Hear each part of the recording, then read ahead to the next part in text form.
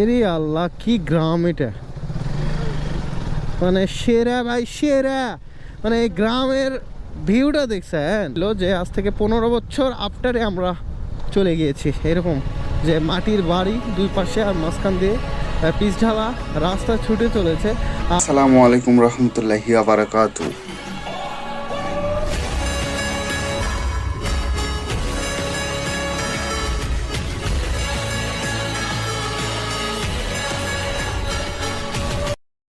আসসালামু আলাইকুম, hello WhatsApp guys, welcome to my YouTube channel and Facebook page.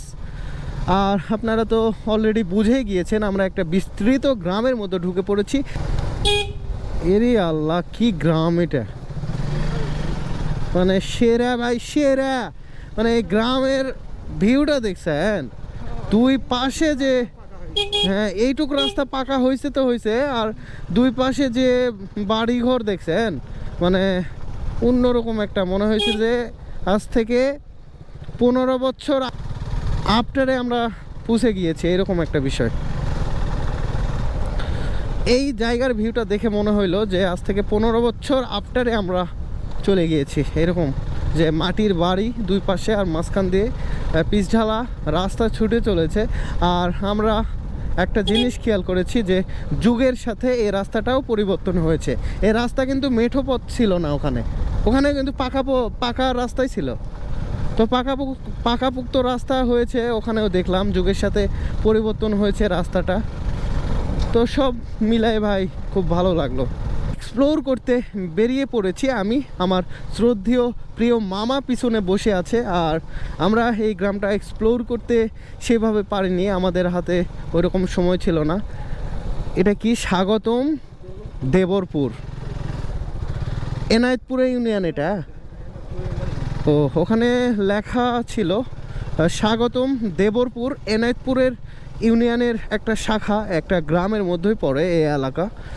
তো এই দিক দিয়েই তো মনে হয়, হ্যাঁ হ্যাঁ এই দিক দিয়েই আমরা যাচ্ছি মহাদেবপুরের দিকে, এবং মহাদেবপুরের উদ্দেশ্যেই সুন্দর একটা ছোট পরিসরে ক্ষুদ্র একটা রাস্তা ধরে, এই রাস্তাটা গ্রামের বুক চিরে সুন্দরভাবে পিচ ঢালা একটা ক্ষুদ্র একটা ছোট পরিসরে চিকন একটা রাস্তা বয়ে চলেছে গ্রামের মধ্য দিয়ে। বুঝছেনই তো বিষয়টা, অনেক সুন্দর লাগতেছে। দেখেন একদম এলাকা ভাই, একটা জায়গায় কতগুলো বাড়ি দেখছেন, কতগুলো পাকা, অনেক জায়গায় দেখতে পাচ্ছি পাকাপুক্ত বাসা এবং বাড়ি। ভাইজান এটা মহাদেবপুরের রাস্তা না? ঠিক আছে ভাইজান, ঠিক আছে। তো ইফতারেরও সময় হয়ে গেল, আসসালামু আলাইকুম। ইফতারেরও সময় ঘনিয়ে আসতেছে, আমাদেরকে একটা স্টল বা যে কোনো একটা ফাস্টফুডের দোকানে আমাদেরকে দাঁড়াতে হবে, আর ওখানে ইফতারটা করতে হবে। আজকে মামা কততম ইফতার? 29তম না? আজকে চলতেছে 29তম ইফতার। আর আমার শ্রদ্ধেয় মামা, আমার প্রিয় মামা এসেছে পাবনা থেকে। উনিও ভালো একটা কাজ করে, আমাদের সমাজের উন্নয়নমূলক একটা কাজ করে। তিনি একজন প্রফেসর মানুষ, আর সবাইকে শিক্ষার আলো পৌঁছায়।